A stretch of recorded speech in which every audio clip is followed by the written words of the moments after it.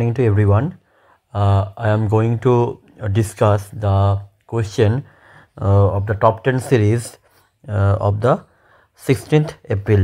Okay, তো 16th এপ্রিলের যে সমস্ত টপ 10 কোশ্চেনগুলো আমরা দিয়েছিলাম সেইগুলো আমি আলোচনা করে দিচ্ছি, এবং যেগুলো আগে আমাদের দেওয়া ছিল সেগুলো আমি আলোচনা করে দেব। ঠিক আছে, আসলে আমার যেগুলো ক্লাস চলে আর কি, সেই ক্লাসগুলোর জন্য আমি টাইম পাচ্ছিলাম না, তাই ভিডিও দিতে পারিনি। Okay, so let's continue. What is the first question? The first question here, what is the term referring to the non-carbohydrate or aromatic polymer of the plant cell wall? আচ্ছা, এই কোশ্চেনটা জানি না কেন দিয়েছে এখানে, কিন্তু এই কোশ্চেনগুলো প্রত্যেকটাই সিএইচওর ভেরিয়াস যে সমস্ত স্টেটে সিএইচও এক্সামগুলো হয় সে সমস্ত এক্সামেরই question. It is basically a botany question. ঠিক আছে, দেখা যাক কী বলছে। কোশ্চেনে বলছে term referring to the non carbohydrate or aromatic polymer. আচ্ছা, এর মধ্যে আমরা জানি যে আমাদের যে সেল ওয়াল হয়, প্ল্যান্টের যে সেল ওয়াল হয়, ঠিক আছে, প্ল্যান্টের সেল ওয়ালের মধ্যে কী দেখতে পাওয়া যায়? প্ল্যান্টের সেল ওয়ালের মধ্যে তোমার মেনলি আমি যতটুকু মনে পড়ছে আমার, একটা হচ্ছে মিডিল ল্যামেলা দেখতে পাওয়া যায়। ঠিক আছে, মিডিল ল্যামেলা দেখতে পাওয়া যায়, প্রাইমারি সেল ওয়াল দেখতে পাওয়া যায়, সেকেন্ডারি সেল ওয়াল দেখতে পাওয়া যায়। এ সমস্ত জিনিসগুলো আমাদের ইন কেস অফ তোমার প্ল্যান্ট সেল ওয়ালে দেখতে পাই। মানে দিস ইজ দ্য কী বলবো, প্রাইমারি সেল ওয়াল আর সেকেন্ডারি সেল ওয়াল, এর মাঝখানে দেখতে পাওয়া যায় মিডিল ল্যামেলা। ওকে, সো বেসিক্যালি যদি আমরা মাইক্রোস্কোপের মাধ্যমে দেখি, তো আমরা যে সমস্ত ফাইবিলগুলো দেখতে পাই, ফাইবিল বলা হয় মাইক্রোফাইবিল টাইপের, তো মাইক্রো বা ম্যাক্রোফাইবিল দেখতে পাই। যাই হোক, তো সেইগুলো বিভিন্ন কম্পোনেন্ট নিয়ে তৈরি। ঠিক আছে, যেমন হচ্ছে তার মধ্যে দেখতে পাওয়া যায় সেলুলোজ দেখতে পাওয়া যায়, ঠিক আছে, হেমিসেলুলোজ দেখতে পাওয়া যায়, পেকটিন দেখতে পাওয়া যায়, সুবেরিন দেখতে পাওয়া যায়, লিগনিন দেখতে পাওয়া যায়। সো এই সমস্তগুলো আমি লিখে দিচ্ছি এখানে, ওয়েট।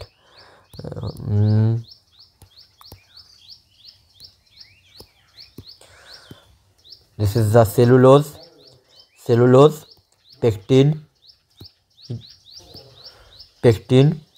সুবেরিন, লিগনিন, এ সমস্তগুলো হেমিসেলুলোজ, এ সমস্তগুলো আমরা দেখতে পাই। ঠিক আছে, তো এর মধ্যে সেলুলোজ কি? সেলুলোজ হচ্ছে তোমার ওয়াটার ইনসলিবল একটা কি? সেলুলোজ হচ্ছে ওয়াটার ইনসলিবল পলিস্যাকারাইড। ওকে, ওয়াটার ইনসলিবল পলিস্যাকারাইড। হেমিসেলুলোজও একই, one type of complex polysaccharide. ঠিক আছে, আর তোমার এর মধ্যে পেকটিন রয়েছে, পেকটিনও কিন্তু একটা কমপ্লেক্স পলিস্যাকারাইডের মধ্যেই পড়ে। ঠিক আছে, এবং হচ্ছে এখানে এটাই মানে মিডিল ল্যামেলা মেবি ফর্ম করে থাকে। ঠিক আছে, আর লিগনিনও কিন্তু আমাদের সেল ওয়ালের কনস্টিটিউয়েন্ট, বাট এটা হচ্ছে নন কার্বোহাইড্রেট। ঠিক আছে, এবং এটা মেনলি হচ্ছে সেকেন্ডারি সেল ওয়াল ফর্মেশানে লাগে মেনলি। তো যাই হোক, এখানে আমাদের এতটা জানার দরকার নেই, শুধু জানবে যে আমাদের যদি প্ল্যান্ট সেল ওয়ালের ক্ষেত্রে যে cellulose, hemicellulose, pectin, suberin, lignin এ সমস্ত দিয়ে তৈরি হয়। ঠিক আছে, এবং এর মধ্যে তোমার সেলুলোজ তোমার পলিস্যাকারাইড, হেমিসেলুলোজও পলিস্যাকারাইড, এবং পেকটিনও কমপ্লেক্স পলিস্যাকারাইড। তো lignin will be the answer. তো আমাদের যেগুলো জানতে হবে আর কি এর সম্বন্ধে, এই কোশ্চেনটা আমার মনে হয় না আসতে পারে, কিন্তু যেটা আসতে পারে সেটা হচ্ছে তোমার ব্যাকটেরিয়া সেল ওয়াল সম্বন্ধে আসতে পারে, বিহাফ অফ কিসের, মাইক্রোবায়োলজির ক্ষেত্রে। তো দেখো, ব্যাকটেরিয়ার ক্ষেত্রে একটু বলে দিই। ব্যাকটেরিয়ার ক্ষেত্রে কী হয়? ব্যাকটেরিয়ার যে সেল ওয়াল সেটা হচ্ছে মেনলি পেপটাইডোগ্লাইক্যান নির্মিত, ঠিক আছে, এবং এই পেপটাইডোগ্লাইক্যান মেনলি নাগানামা দিয়ে তৈরি। আমি ক্লাসে বলেছিলাম আমাদের নাগানামা দিয়ে তৈরি, অর্থাৎ এন অ্যাসিটাইল তোমার মিউরামিক অ্যাসিড, আর এন অ্যাসিটাইল গ্লুকোসামাইন, আর একটা হচ্ছে মিউরামিক অ্যাসিড। এই দুটো দিয়ে তৈরি কি আমাদের তোমার ব্যাকটেরিয়া সেল ওয়াল। ঠিক আছে, এখানে এই দুটোই লাগবে, আর কিছু লাগবে না। আচ্ছা, ব্যাকটেরিয়ার হচ্ছে সেল ওয়ালে মেসোজোম দেখতে পাওয়া যায়। ঠিক আছে, যেটা আমাদের তোমার রেসপিরেশনে সহায়তা করে। ঠিক আছে, সিলিয়া দেখতে পাওয়া যায়, ফ্ল্যাজেলা দেখতে পাওয়া যায়, এই সমস্তগুলো এই জায়গা থেকে ইম্পর্টেন্ট। ওকে, তো সেকেন্ডলি কি কোশ্চেন দেখো, what serves as vehicle for vitamin ADEK? তোমরা জানো এটাকে আমরা কি নাম জানি? ADEK is a fat soluble vitamin. তার মানে কোশ্চেনে যেহেতু তোমরা বলেই দিচ্ছে this a fat soluble vitamin, তার মানে কি এদের যে ড্রিভেন যে হবে, সে ড্রিভেন কার দ্বারা হবে? ফ্যাটের দ্বারা, ইজি ব্যাপার, ফ্যাটের দ্বারা এরা কিন্তু হয়ে থাকবে, ঠিক আছে, ভেহিকেল। ওকে, আচ্ছা, আর এই সমস্ত বাদ দিয়ে যে সমস্তগুলো আছে, যেমন লাইক ভিটামিন বি কমপ্লেক্স বলো বা ভিটামিন সি বলো, এগুলো কি ওয়াটার সলিউবেল, ঠিক আছে। আচ্ছা, এডিকের তো জানো নিশ্চয়ই, রাসায়নিক নাম বা কেমিক্যাল নেম কি আছে জানো তো? তো ভিটামিন এ কে আমরা কি বলি? ভিটামিন এ কে বলা হয় তোমার কি রেটিনল বলা হয়, তাই তো? রেটিনল বলা হয়। ভিটামিন ডি কি? কোলে, ক্যালসিফেরল। ইকে কি বলা হয়? ইকে হচ্ছে টোকোফেরল। আর কে কী বলা হয়? কে অ্যান্টি হেমারেজিক ফ্যাক্টর বলা হয়, তাই তো? অ্যান্টি হেমারেজিক ফ্যাক্টর বলা হয়, ঠিক আছে। আর ভিটামিন সি হচ্ছে কি? Ascorbic acid. Okay, so ADK is a মানে ভেহিকেল কী হিসেবে কাজ করে? ফ্যাট ভেহিকেল হিসেবে কাজ করে। হয়ে গেল। পরবর্তী কোশ্চেন দেখো কী আছে। A patient may have dash due to peptic ulcer, acute gastritis or cancer of the stomach. কী হতে পারে? আমার একটা পেশেন্টের তোমার পেপটিক আলসার দেখা দিয়েছে, তার হচ্ছে অ্যাকিউট গ্যাস্ট্রাইটিস আছে, তার ক্যান্সার অফ দ্য স্টোমাক আছে। তাহলে প্রত্যেকটাই কি করছে? হিমোপটাইসিস, হিমাটেমেসিস, এপিস্ট্যাক্সিস, না হচ্ছে হিমাচুরিয়া? সহজ ব্যাপার না, হিমাটেমেসিস হবে, বমি। ইজি ব্যাপার। দেখো যেগুলো বলছে মোটামুটি জিআই রিলেটেড, ফার্স্ট হচ্ছে এগুলো জিআই রিলেটেড মেনলি, ঠিক আছে। দ্বিতীয়ত হচ্ছে প্রত্যেকটাই মেনলি আপার জিআই ট্র্যাক রিলেটেড, তাই তো? আপার জিআই ট্র্যাক রিলেটেড। তো এক্ষেত্রে ম্যাক্সিমাম চান্স হচ্ছে হিমাটেমেসিস হওয়া, অর্থাৎ আমাদের ভমিটিংয়ের সাথে ব্লাড আসতে পারে আর কি। আচ্ছা, এগুলো তো মোটামুটি টার্মগুলো সবারই জানা আর কি। হিমোপটাইসিস টার্ম কি? মানে কাফিং আপ ব্লাড, ঠিক আছে, কাফিং অফ ব্লাড। আচ্ছা, যখন হচ্ছে এপিস্ট্যাক্সিস মানে কি? আমাদের নোজ ব্লিডিং, আর হচ্ছে ব্লাড ইন ইউরিন, ঠিক আছে, ইউরিন। আচ্ছা, যেমন হচ্ছে পাইলোরিক, এখান থেকে এটা বলা যেতে পারে পাইলোরিক স্টেনোসিসের কথা একটু বলা যেতে পারে, এই জায়গাতে পাইলোরিক স্টেনোসিসের কথা একটু বলা যেতে পারে। দেখো পাইলোরিক স্টেনোসিস কী হয়? নন বিলিয়াস প্রজেক্টাইল ভমিটিং হয়ে থাকে। দ্বিতীয়ত হচ্ছে তোমার এখানে যেটা সার্জারি করা হয়, সার্জারিটা খুব ইম্পর্টেন্ট, তাকে কী বলে? রামস্টেড পাইলেরোমায়োটমি, তাই তো? পাইলেরোমায়োটমি বলা হয় পাইলোস্টেনোসিসে, ঠিক আছে। ওকে, নাও পরবর্তী কোশ্চেন, তাহলে এটা হচ্ছে হেমাটেমেসিস অ্যান্সার হবে। আচ্ছা, পরবর্তী কোশ্চেন দিয়েছি, বলছে patient who is unconscious, okay, unconscious patient but breathing and has heartbeat should be nursed in dash position. Good question. একটা পেশেন্ট হচ্ছে আনকনসাস অবস্থাতে আছে, বাট ব্রিদিং অ্যান্ড হার্টবিট হচ্ছে ঠিকঠাক আছে, should be nurse in dash position, Fowler, dorsal recumbent, recovery আর prone position. তো এখানে যেহেতু পেশেন্টটা তোমার এই যে আনকনসাস অবস্থায় আছে, তার মানে আমি রিকভারি পজিশান দেওয়াই বেস্ট, ঠিক আছে, ঠিক আছে। তো answer will be the recovery position, ঠিক আছে। বাকি যে সমস্ত পজিশানগুলো দিয়েছে, আর এর সম্বন্ধে ডিটেলসটা মানে এত বলা সম্ভব না একটা মানে এইরকম ভিডিওতে, তো তাও আমি এই বাকি মানে সমস্ত এগুলো আর কি কেমন টাইপের পজিশানগুলো হয় এটা আমি ইমেজের মাধ্যমে বলে দিচ্ছি। দেখো, this is the prone position, this is the supine, this is the semi Fowler, ঠিক আছে, this is high Fowler, okay, and it is the Trendelenburg position, it is the reverse Trendelenburg position. In case of Trendelenburg দেখতে হবে মাথাটা কি ডাউনে আছে, if it is the plane, let's suppose this is the plane,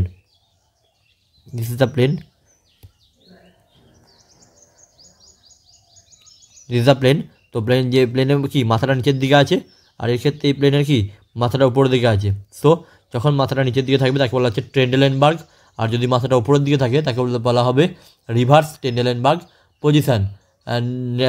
তারপরে কি আছে? জ্যাকনাইফ portion, ঠিক আছে। একে একা ক্লাসকেও বলা হয়, একা ক্লাসকে পজিশানও বলা হয়, ঠিক আছে। This is the jackknife position, this is the lithotomy position, this is the lateral recumbent position, and this is the Sims position.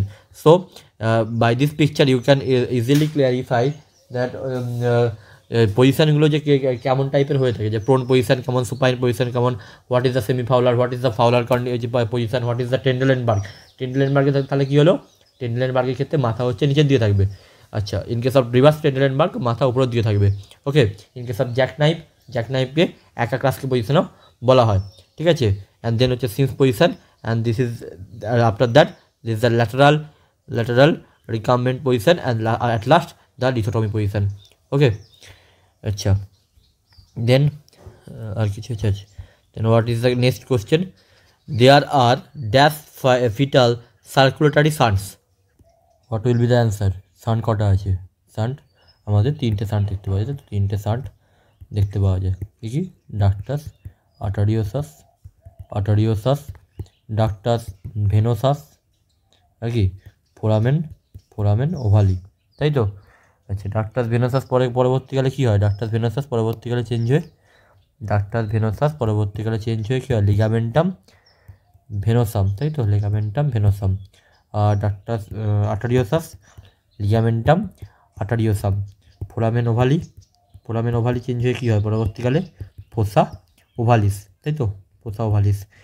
আর কী আছে যেন, হ্যাঁ, আম্বেলিকাল ভেন হচ্ছে পরবর্তীকালে চেঞ্জ হয়ে লিগামেন্টাম টেরেস তৈরি করে। তাহলে আমাদের ফিটাল সার্কুলেটরি সান্ট কটা না, হচ্ছে 3টে হচ্ছে আমাদের ফিটাল সার্কুলেটরি সান্ট। একটা হচ্ছে ডাক্টাস ভেনোসাস, একটা হচ্ছে আর্টারিওসাস, একটা হচ্ছে ফোরামেন ওভালি।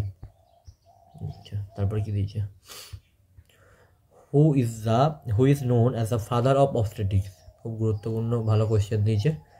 বলো, হোয়াট হচ্ছে who is the father of the obstetrics. তো ইট ইজ নাথিং, এটা কি, এটা জাস্ট মনে রাখার কোয়েশ্চেন, কিন্তু এটা সিএইচও এক্সামে প্রিভিয়াস ইয়ারে এসছে, তার জন্য একটু মনে রাখার চেষ্টা করবে, যে নাম হচ্ছে কি, সোরানাস